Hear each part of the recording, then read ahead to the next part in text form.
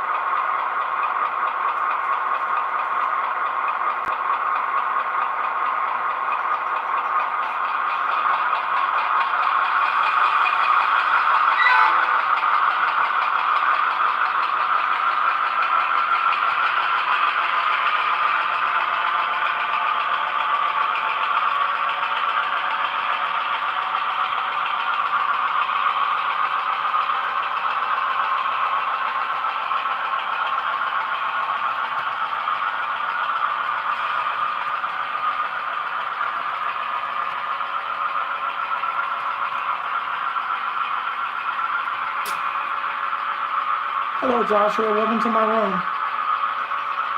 Thank you for coming.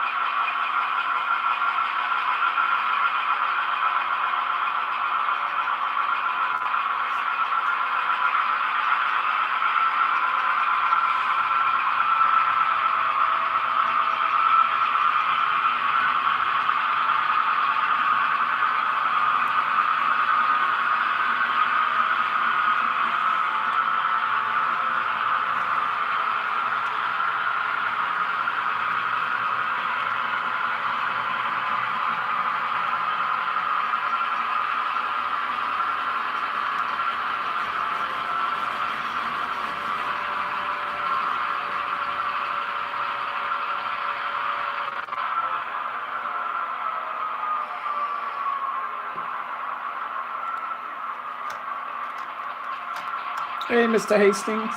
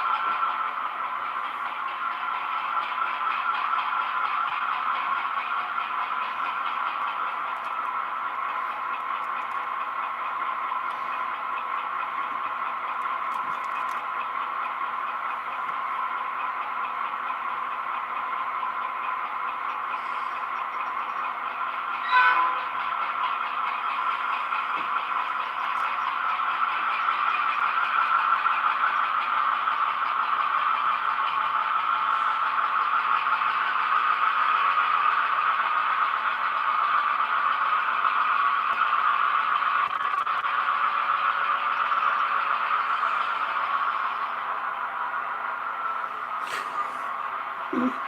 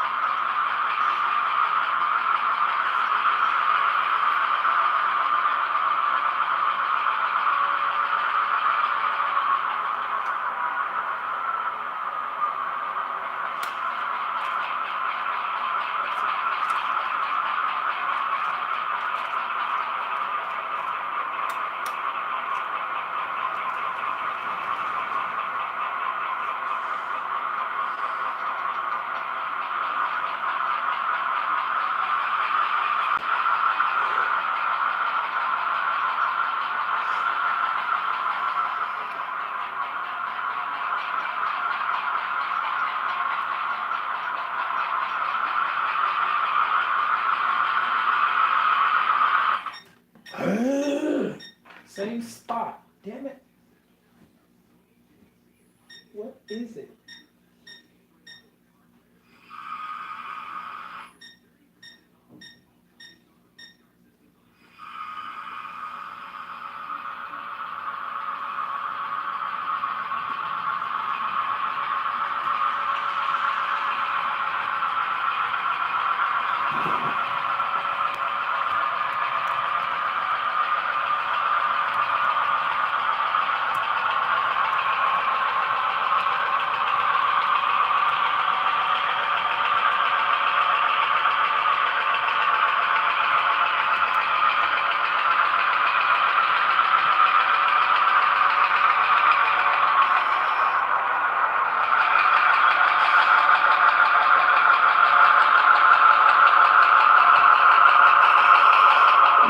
it's not a new loco. It's an old loco.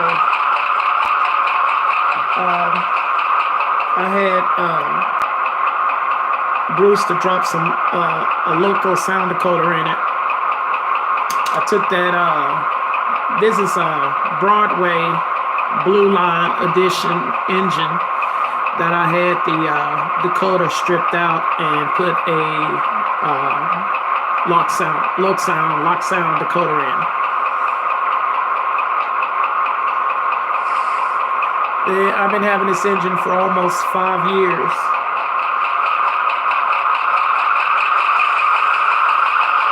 Hello, Mr. Durham. I'm sorry. I just butchered your name. I'm sorry.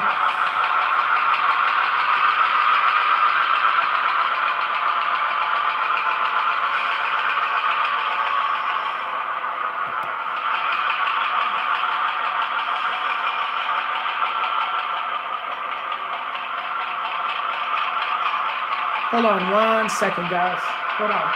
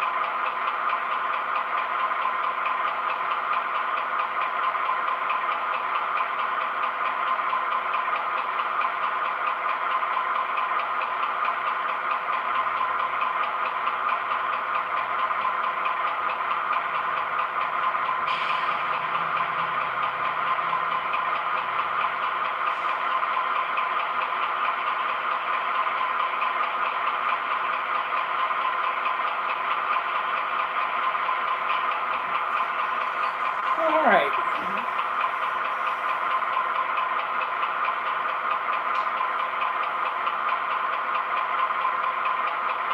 Oh, you're welcome. All right, we're gonna.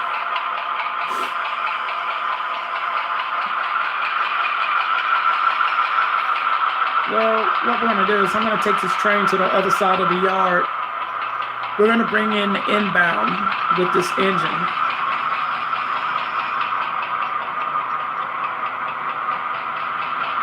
See how it works.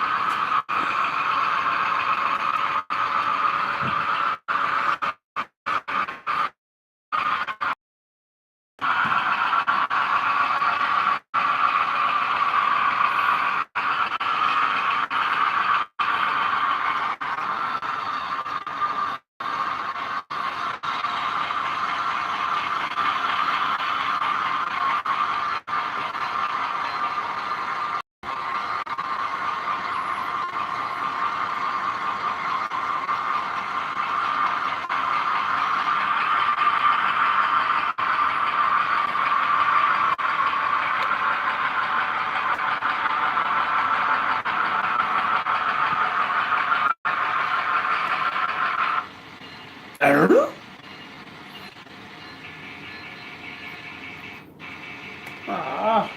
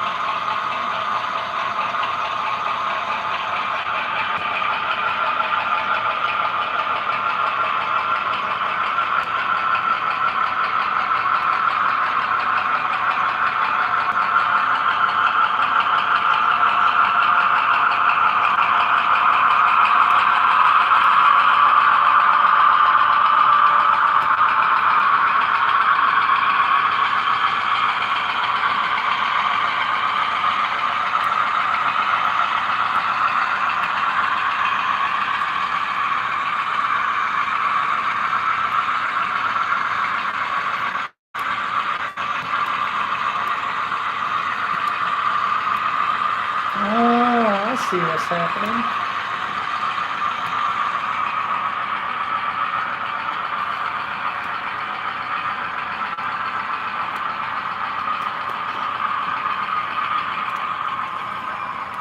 I gotta fix that connection. The insulator came apart on one section and the other side is good, so every once in a while there's cars hopping over the crossover. I'll fix you in when I go offline.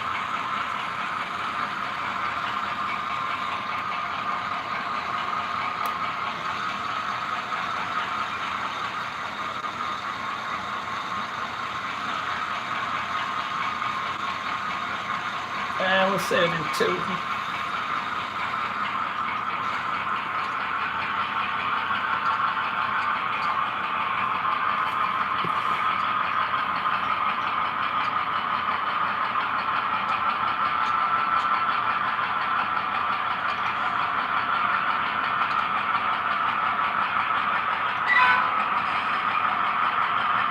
I'm definitely gonna go there and turn this volume down.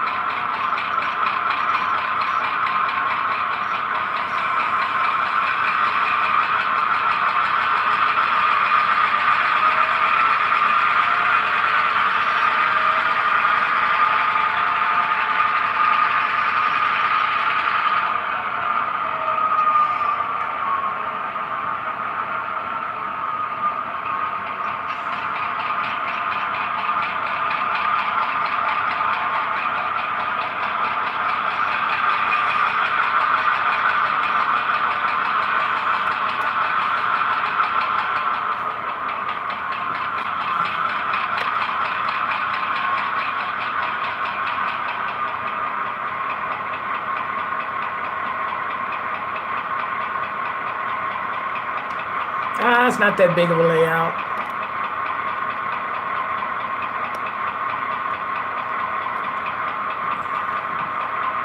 All right. Y'all all know what sound is in this engine, right? Do anybody know what sound this is? Can anyone tell me what sound this is?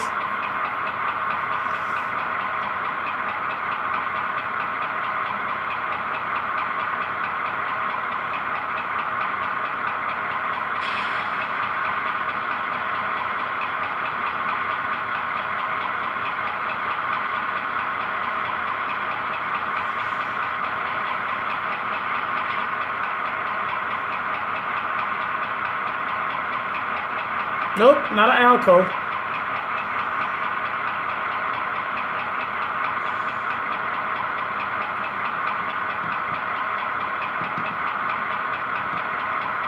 Pretty much all these engines that has the 4-axle, they all pretty much have the same sound, but a little slight variance. That's a Jeep 9. That's a Jeep 9 sound. Lock sound, Jeep 9 sound. They're a little bit more detail in the sound.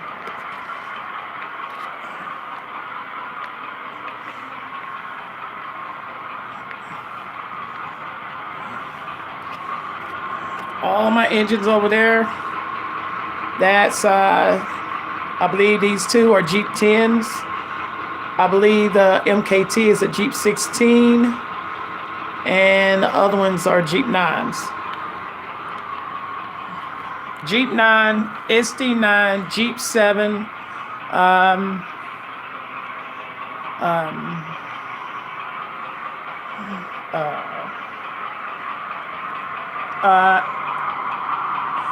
FP7, FP9, they all have the same sound system, sound motor in it. 251C, I believe. 251, 251A, 251C, 251B, or is it 256 cam motor? So they're all pretty much somewhere off in the same. The only difference is the radiator, the radiators, and the brake air compressor. They installed. The motor pretty much is the same. So that's pretty much it on the test run. Later on tonight, I'll come in and do some switching with it to see how it works in the cycles. So I hope y'all come to my other channel and been watching the video series that I've been posting here.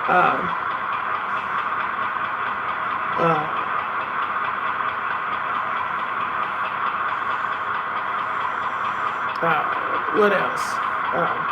I'm going to get ready to start working on part 5 video in a little bit. That's going to involve Chemtech and Co-op, Bruce Co-op. And then part 6 will be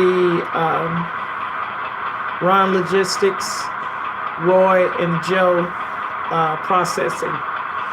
And then we'll make sure the outbound is blocked in part 6, and then 7 will be part of the outbound.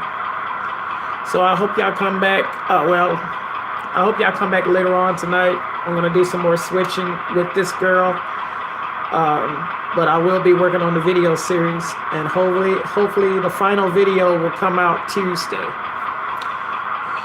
So until then, thank y'all for coming.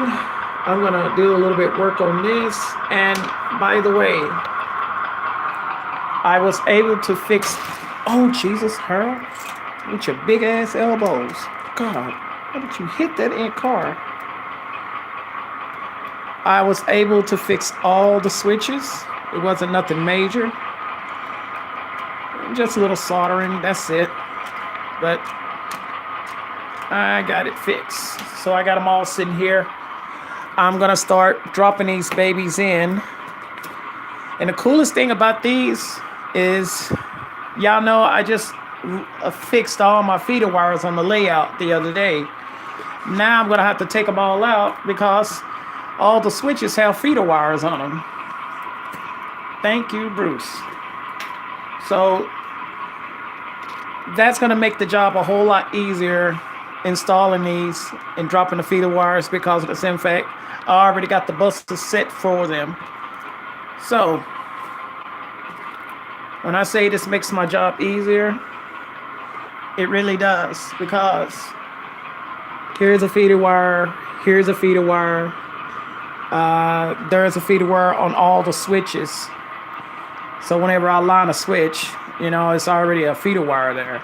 Now, with those being put on, I don't have to worry about feeder wires because all the switches have feeder wires. So every track on the layout will be powered. Yay me. So if y'all ever want some switches done, get in touch with Bruce. These are some beauties. Despite the situation with the package, with the United Postal Service damaging the box where I had to fix them, everything turned out okay. Yeah, I already fixed them. I fixed them. I just add a little sorter and fix the points where they came apart, because when they threw the box or something got thrown on it that was very heavy, punctured the box.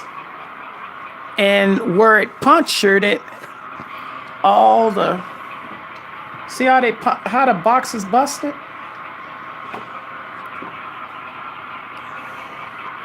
So it punctured the box, and where all the points were sitting in the box, went right through and hit all of these. So I told him the next time when he ship them, to make sure that there's styrene or something covered over the top so that nothing will hit the points. So, like I said, it only took me like 20 minutes to solder and fix them. And I added a little bit more solder to them so that they won't move, nothing will break them. So, yeah, we're all set. Now all I have to do is drill the holes so I can put the fly throws on them. Just like I have those down here. Where they at? Where they at? Where they at?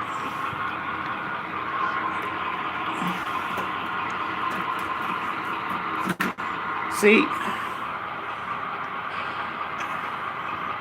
he already had these fly throw mounts put on there, so all I had to do is just glue the mounts on it, open up the hole, and drill a hole.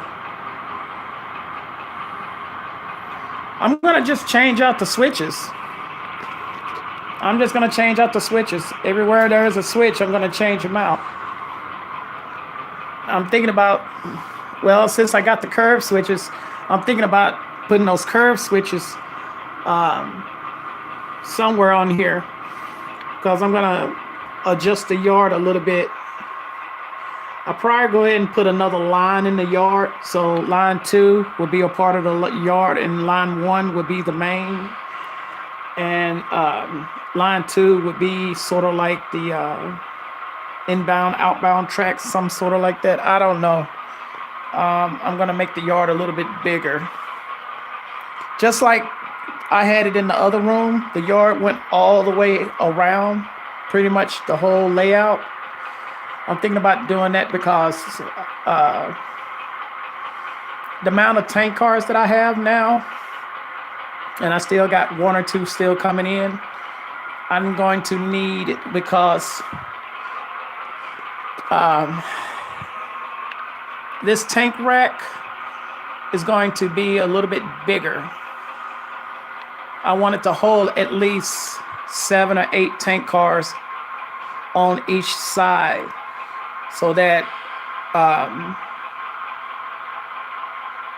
I have more spotting instead of just having this little 6-car spotting. I want to have at least 14 to 16 cars spotted on this whole thing. So 8 on one side, 8 on the other side, just as like where I used to work, 8 and 8. So that's going to be something I'm going to be doing. And then this holds 2 cars and 2 cars in the staging area. So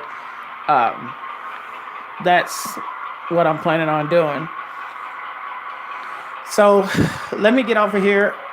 I will be back in a little while. I just got to figure out how I'm going to do these switches. But first, I got to finish up the video series on the whole layout that I got going on. So y'all come back later on this evening, and we'll put this baby to work and see how she really work under pressure in a switching cycle. Until then, I'll see y'all later. Bye.